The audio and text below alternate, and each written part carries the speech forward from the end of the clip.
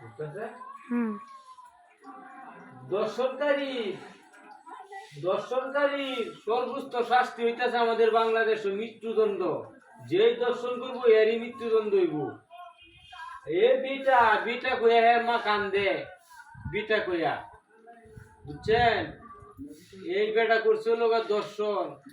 আমরা চাই পুরা পৃথিবীতে দর্শনের মামলার রায় যেন মৃত্যুদণ্ড হয় প্রত্যেকটা দর্শনকারী। কারা কারা চান কমেন্ট করে আমারে জানাই দিয়েন। আমি উজ্জ্বল কমিটি সবাই আমারে চিনি। এটাই বাস্তব। এই যে দেখেন, এই যে লোক বিখ্যাত দর্শনকারী। আমাদের সরকারকে ধন্যবাদ জানাই, তারেক রহমানকে।